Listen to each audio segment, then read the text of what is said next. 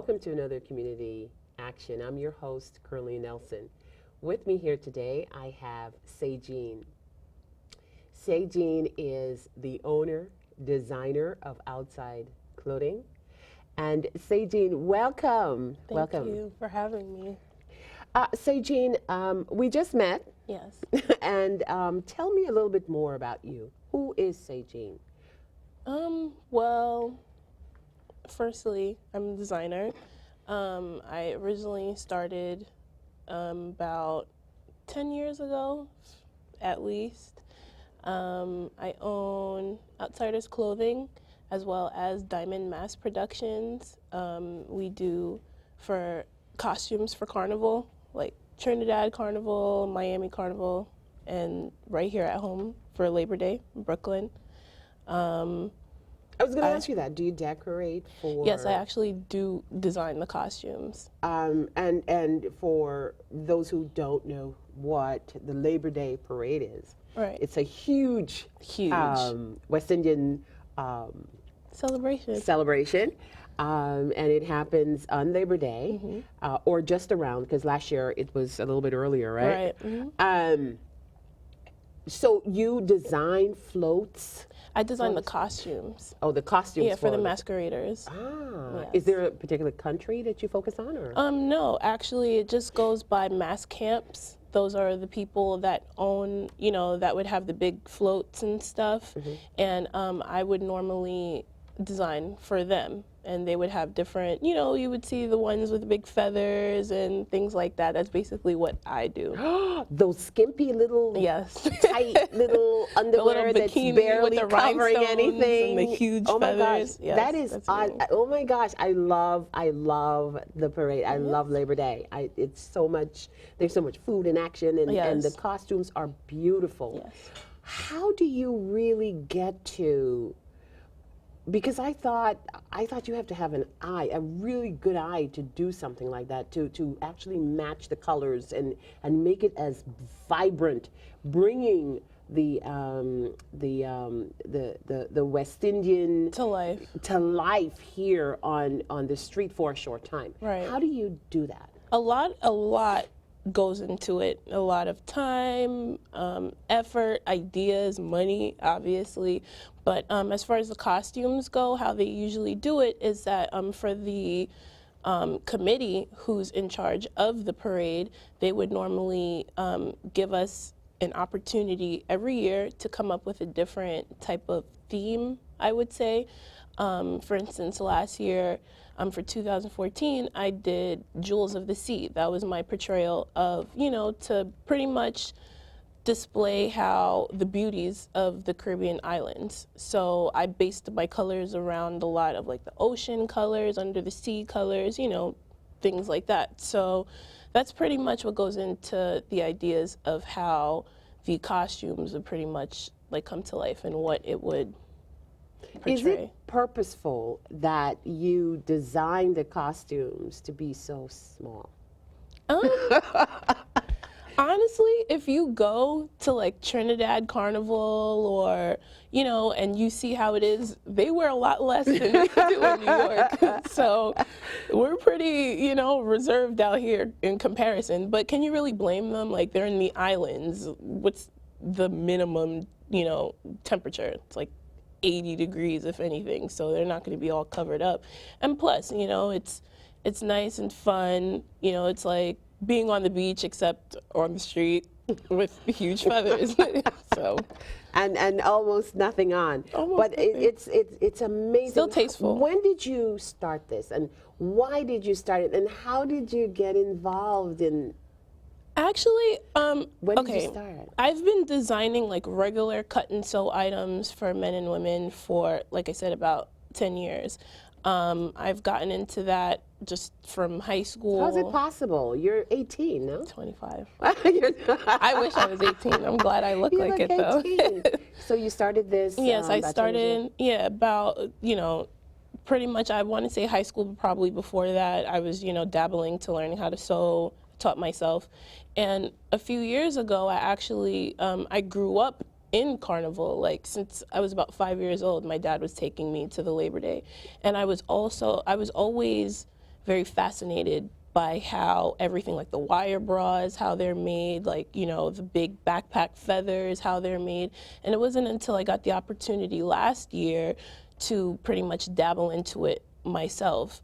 And I've gotten a lot of inspirations from, like I said, overseas carnivals where it originated, Trinidad Carnival, crop over in Barbados.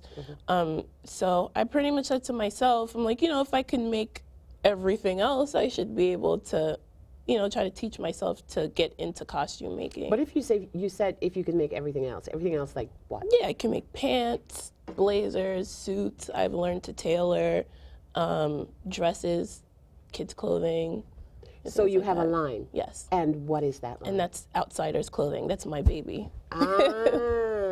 I love it. Yes. So, and it's an LLC, Yes. I understand. And it started here in Yes. Queens, or? In New York, definitely.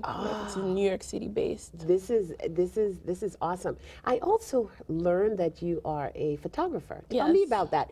When did you get in it? Why did you get in it? Tell us more about that. I've gotten into photography since I was about 9. My dad bought me my first digital SLR when I was about 11 years old, and I was, you know, in middle school pretty much. And primarily I learned how to edit first. I was using, you know, teaching myself how to use Photoshop, Paint Shop Pro, things like that on the computer. Because my father, he's a computer technologist, so I pretty much caught on to a lot of, you know, technical software, things like that. And from there, from the minute I got my first digital camera, it was over. Like, I was And taking what is pictures of also everything. great about that is that you have the eye, because you know what you want to show. So now you can take pictures of your own designs Exactly. and highlight exactly what you want to show. This is fantastic. Tell me a little bit more. I think also you teach Yes. somewhere? I do high school. I'm a teacher's assistant. I pretty much started in elementary schools, middle schools, but now I've reached high schools where I pretty much found I would say I prefer to do high schools. And Why? How's that? but I just feel like I'm able to relate more to the children, and they're able to confide in me more than they're able to confide in like the rest of, you know, the older staff. I know it sounds strange, but for the most part, like with this generation, a lot of these kids need someone that they can, you know, that could reach out to them without it seeming too parental. Because when it gets to that point, they tend to drift, you know, or it kind of runs them away. So What is one of the most difficult issue that you've had to address, without getting too much into detail, that you've had to address as a teacher's assistant teaching high school students? the most difficult, I would say, is just getting the kids to focus, because they have so many things going on outside of school that sometimes you can't really blame them for the behaviors and, you know, what happens when they do or do not come to school. But then at the same time, that's why I'm there to let them know, like, you know, I've been through a lot myself. I've been where you guys have been, and I've still been able to overcome those obstacles and graduate high school on time, go to college, you know, and start my own business. So I let them know, and that's why a lot of them are able to confide in me, because I'm able to relate to a lot of them on that personal level. Right. I mean, you've done so much. In such a short time, you've done so much, and kudos to you. But I want to go right back to the design creative. part. Yes, the creative Sagine. What is trending these days? Let's see. A lot of things are trending. For me, it mainly is and will always be like a timeless trend with denim and leather.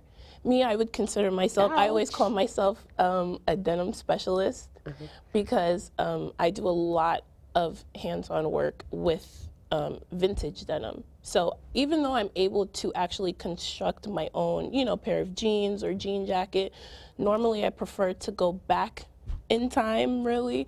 So I'll do, like, you know, thrifting. I'll buy in bulk, like vintage Levi's, you know, because I like the quality of the denim, and then I'll upcycle them, which means to pretty much like deconstruct and reconstruct it at the same time. So I'll, take a vintage leather, a denim jacket, cut off the sleeves and add leather sleeves. Or, add spikes, I'll dye it, I'll bleach it, do all different kinds of things, rip them, things like that. So what age group are you catering to? I know you're probably going to say I'm catering to everyone, but Right. That's not generally so. I want to say my main demographic is probably a lot of college students in that age range. Because a lot of my clothing start at, fairly base pricing to high-end pricing. But the reason why I mainly started my line is being a college student, you don't have much money if you have money at all. So it got to the point where I was like, instead of spending all this money on clothes and, I want to buy this dress, if I can make it, I'll just make it myself. So I pretty much, able to relate to those kids who want to stay trendy, especially like, in the city. They go out, they're going to school, NYU, John Jay, whatever, but they can't really afford to stay up to date on the trends. So I pretty much kind of aim for that audience. But like I said, I make children's clothes, I make adults, men, women, everyone. Where do you sell your clothes? It's mainly online. For the most part, people will call me to make like a custom dress, custom suit. I'm actually working on my fall and winter 2015 line, as well as my spring and summer 2016 line already, and this year just started, but for the most part, it's online. Are you trying to get your line in stores? I actually want to open my own boutique eventually in Soho, Miami, and Los Angeles eventually. But my main goal is to have a particular boutique. But in the meantime, I definitely would love to be featured in different stores, different exclusive boutiques that sell like sneakers, that kind of style. What do you want to do when you grow up? What do you want to be when you grow up? I want to be an entrepreneur. Like, I want to own, mainly I want to establish myself in the fashion industry, but I would eventually like to branch out and own several types of businesses, only because, I come from a very creative family, so I have a musical background, digital media, all that stuff. So I'm pretty much trying to establish myself in one main area first, which is really my passion in the fashion industry, and then eventually, go out, whether I own another franchise or, I dabble into different things. But ultimately, I just want to be my own boss. Are you still at home? Yes. For now. So, do you have siblings? No, only child. Oh my goodness, that is great. Yes. That's great. So, and I know you have friends with siblings and the whole bit. Yes. What is the difference? What is the benefits? What do you see that you can get away with as an only child that your friends can't? I mean, I get away with a lot, I guess. I've always grew up to be like daddy's little girl and, things like that. So I was kind of spoiled, but in a good way. I wasn't spoiled to the point of being, not able to work for what I would, earn what I want. And that's pretty much what I've been doing the whole time. But the advantage, sometimes I kind of find it a disadvantage because I'll see other people have that relationship with their siblings and I'm just like, okay, it's just me. But you know what's funny? You have to, I have a son and I have one child, and you know what he tells me? I don't know what it's like to have a sibling. So because I don't know what it's like, I can't relate. Really relate, right?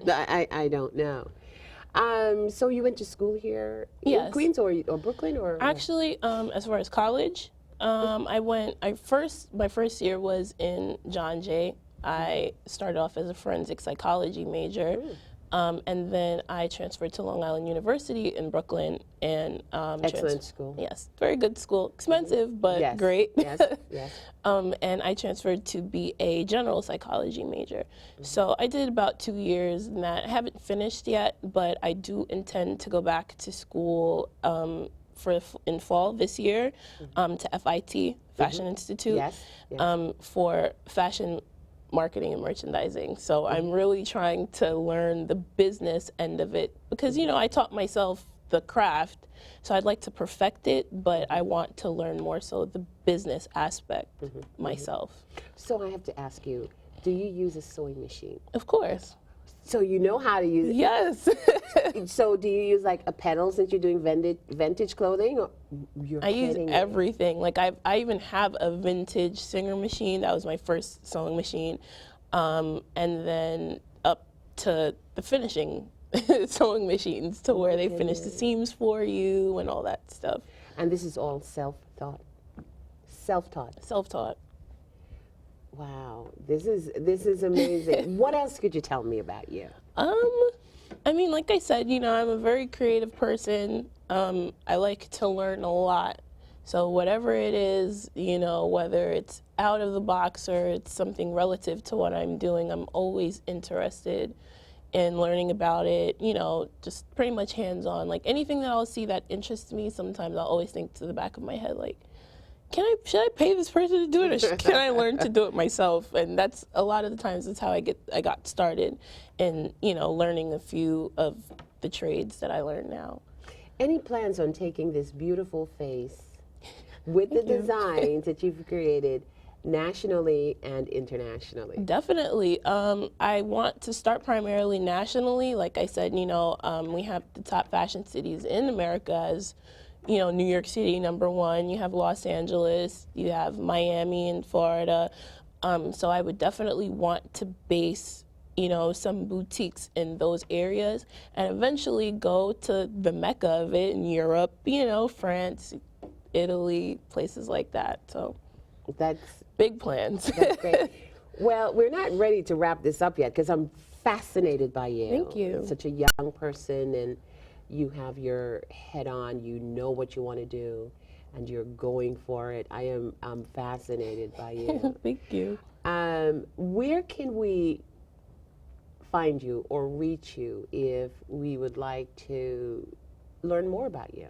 About your fashions? Well, I'm on Instagram. Both of my lines have their own sites. I haven't worked on, well, we're actually working on the main websites right now. So right now we're pretty much just focused on the social networking, you know, aspect of it. So for Outsiders Clothing, which is the more general styles and trends, is We Are Outsiders with a Z. Wow. Yeah. How do you spell that? You could spell it for us. We, WERARE, Outsiders, OUTSIDERZ, like zebra. And that's on Instagram. And as far as the carnival portion of it, we're at Carnival Diamonds, also with a Z, CARNIVALDIAMONDZ at Instagram. Okay, so we could find you there. Yes, you'll see the designs. We have my email address also for the Carnival site is Carnival Diamonds, spelled the same way, at gmail.com. So if there's any you know inquiry for custom makes or just to see what the designs look like themselves, that's where you can reach me. Where did you get that name, Diamond? Why Diamond?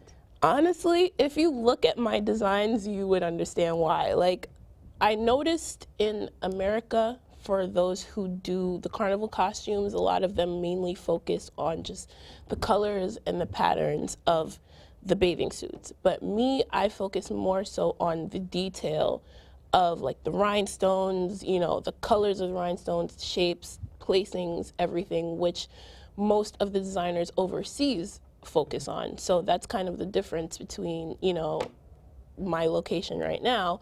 But somebody just told me one day, they're like, you know, all I see is diamonds when I look at your costumes. And I was like, that's interesting. I like that name. So I'm like, I'm sticking to that. So that's how it was born, basically. That's great. So where does this take you? Are you planning on going internationally? No, but before we even get there. Okay. Do you guys collaborate, the carnival costume designers, do you guys collaborate and go, okay, this is what the theme is going to be this year, and we would like everyone to more or less focus on that type of designs or theme for this year? For the most part, how it works is, considering I'm pretty much like a freelance designer, there's different masquerade bands. So I'm pretty much just, like I said, the standalone designer. So I could design for any masquerade band if I would like to, and pretty much they would tell me what their theme is, and then I would go by that. So normally I would be by myself, but I would have a team. Like, they would be considered the production team, but at the end of the day, I'm pretty much kind of, instructing how the design is supposed to look, things like that. But it's really up to the band leader, whoever's band that I'm supposed to be designing for, who are to tell me what the portrayal and the theme is supposed to be. What is the largest band that you've had to design for? How I many haven't people? really designed for a large band yet, because like I said, it's only been about a year since I've started actually costume designing. But I've worked with Rhythm Catchers International. They're a smaller band, small to medium How band. many people? About 100, 150. That's a lot. No? No. You should see the large bands. It's like hundreds of people. Wow. So that's pretty small in comparison. Yeah. Yeah. Do you also design for, you said for men, do you design men's costume for Yes. the band also? Yes.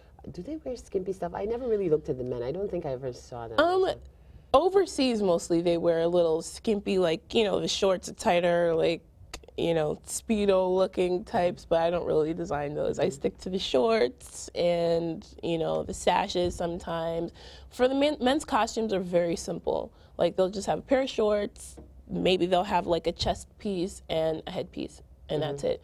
Most of the men that play to masquerade are really there for the women, to be honest. So that's basically where all the focus is on. Tell me what your day is like when you're about to do a project.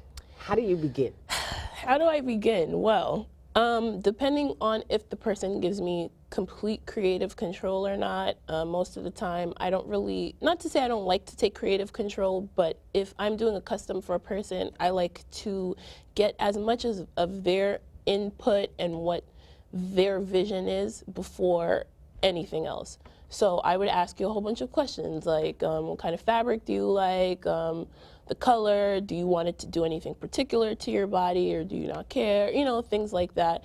And then from there, I would pretty much, do my sketching and shop for fabric first and foremost, which could take hours because once I go in there, it's like heaven. Where do you get your fabric? Locally or online? I go to Manhattan, to the garment district.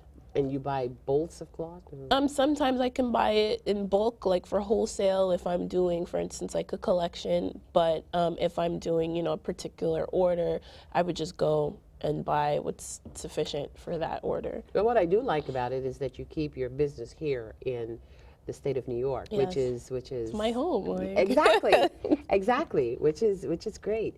Are you planning on teaching others on how to do this? I've actually started in one of the schools that I've taught at.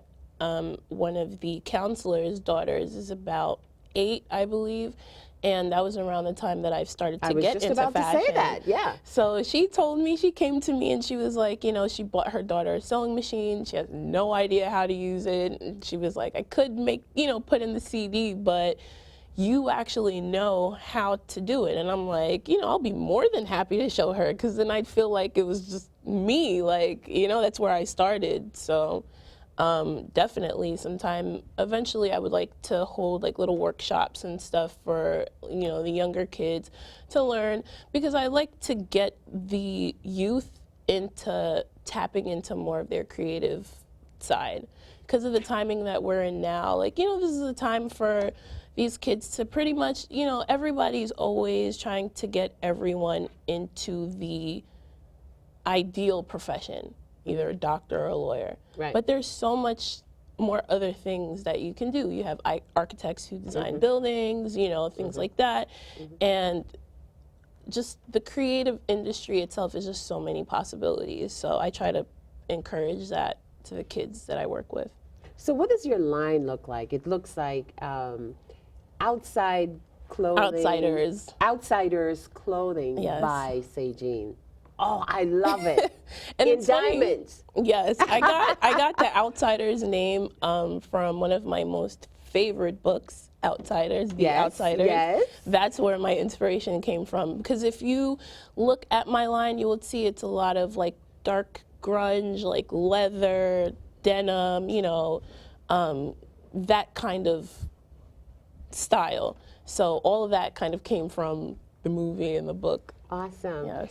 Well, Sagine, I thank you so very Thank much for you so joining much. us. You are a light. Thank you. It was a And pleasure. I thank you, and I can't wait to see more of you and more of your design. Yes. Thank you Thank very you. much for watching Community Action. I'm your host, Curlene Nelson, and I'll see you again.